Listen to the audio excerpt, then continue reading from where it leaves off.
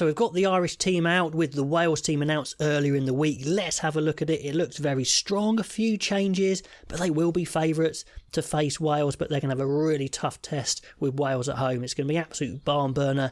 Can Ireland get into their quick rucking game, their fast attacking game? That's what they'll want to see. So starting at the back, it was always going to be Hugo Keenan, of course.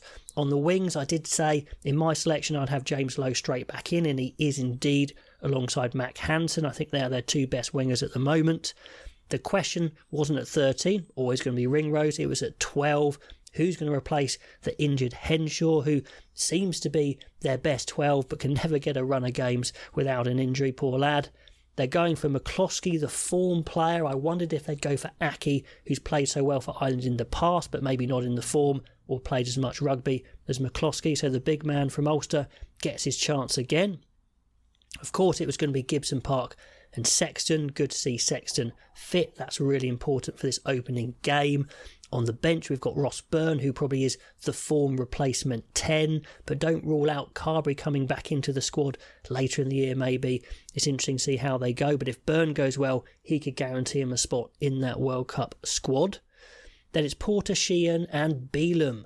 And Bealham coming in for the injured Tadhg Furlong, so that's a big blow. That's the biggest blow for Ireland, not having Furlong. Bealham's been solid for them, but he's no Furlong, no disrespect for him. Sheehan, I think, was always going to retain the hooker spot, even though Kelleher was back, but now injured. He's got the shirt and he could stretch further clear as their first choice if he plays well. Tadhg Beirne and James Ryan were always going to be their second rows, I felt, because they are the best two second rows. Ryan playing super physical, Beirne doing his normal, amazing, all-round the park stuff. And no change in the back row, sticking with Peter O'Mahony. There's no getting rid of Peter O'Mahony. They wondered if they'd bring in the big man, maybe Coombs in at 8, Doris to 6, but no. Canan Doris stays at 6, World Player of the Year, Josh van der Fleer at 7. So it's well tried and tested in this pack with just that change of Furlong. So on the bench, two experienced replacements, at hooker Herring and Cian Healy as the loose head replacement, but the less experienced Tom O'Toole at tight head, so they're a little bit lighter there. But going for the experience in the second row, Henderson getting the nod over the younger second rows available. Jack Conan's the replacement back row. They're probably using Doris and O'Mahony to cover the flanks, to be honest. Conor Murray getting the nod, maybe for his experience over Casey. Casey looks like an impact sub all over at 9, but Murray has got the experience, so that's the call there. Let me know if you think it's the right one. Beirne we've mentioned, and they're going for Bundy Aki on the bench to cover the centres, which I guess makes sense, but I would like to have seen maybe Osborne in there possibly instead, because I think he can cover more and he's in better form. Jimmy O'Brien as well would have been a flexible choice at 23. So it looks pretty well stacked.